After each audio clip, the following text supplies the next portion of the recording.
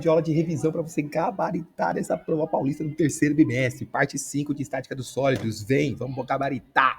Seguinte, o assunto dessa aula foi alavancas, beleza? Falamos sobre as alavancas e geralmente as alavancas são usadas para ampliar a intensidade de forças. Pega essa visão porque se cair você já sabe. Alavancas são geralmente usadas para ampliar a intensidade de forças. E toda alavanca ela tem uma força potente, uma força resistente e um ponto de apoio chamado de fulcro, beleza? Vale a pena você pegar a visão aqui, ó, sobre o fulcro, belezinha? Que é o ponto de apoio. Seguindo, pessoal, nós falamos dos três tipos de alavancas, né? Falamos da alavanca interfixa, a interresistente e a interpotente, belezinha? Bom, a alavanca interfixa, o que você tem que pegar como visão aqui para você gabaritar? Sempre tome como base o centro da alavanca.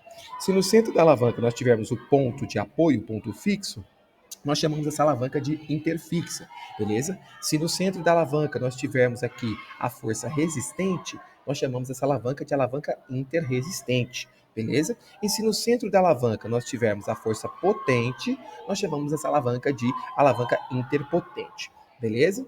Então, só para ficar claro, a alavanca interfixa, o ponto fixo está no meio, o ponto de apoio está no meio, o fulcro está no meio, dividindo aqui a força potente e a força resistente. Exemplos de alavancas interfixas, nós falamos em sala, alicate, tesouras e gangorras. É claro que você pode usar aqui aquela famosíssima fórmula de momento. Momento é igual a força vezes distância, e aí você pode multiplicar a FP pela BP aqui, e a FR pelo BR. Isolando o FP, você chega aqui, FP pode ser igual a FR vezes BR dividido por BP, beleza? O braço da alavanca para a força potente, braço da alavanca para a força resistente.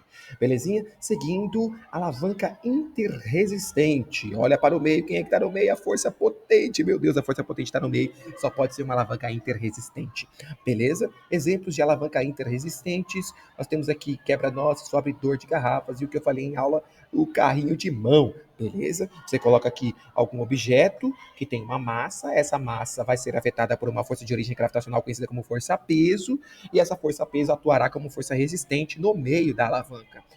Seguindo, alavanca interpotente.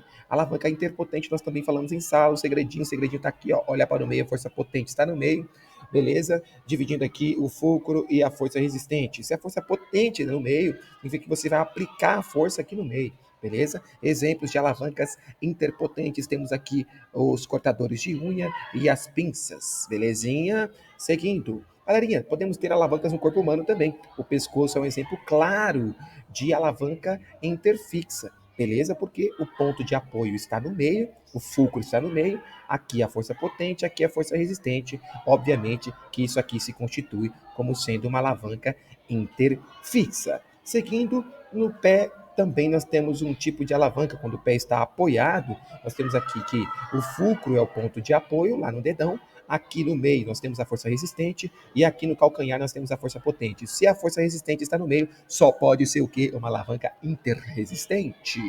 Beleza? Seguindo alguns exemplos de alavancas do corpo humano, seguimos aqui com o braço humano. O braço humano aqui, ó, quando vai fazer um levantamento de peso, nós temos aqui o ponto de apoio, o fulcro aqui, no meio nós temos a força potente e aqui esse objeto tem uma massa, ele vai ser afetado por uma força-peso, que por conseguinte atuará como uma força de resistência, beleza? Força resistente. Se a força potente está no meio, aí eu te pergunto, pequeno gafanhoto, que alavanca é essa? Alavanca do tipo interpotente, beleza? Exercíciozinho Joe para você fazer. Vamos considerar aqui que nós temos o pé como sendo o número 1, nós temos aqui o braço como sendo o número 2, e nós temos a cabeça como sendo o número 3, beleza?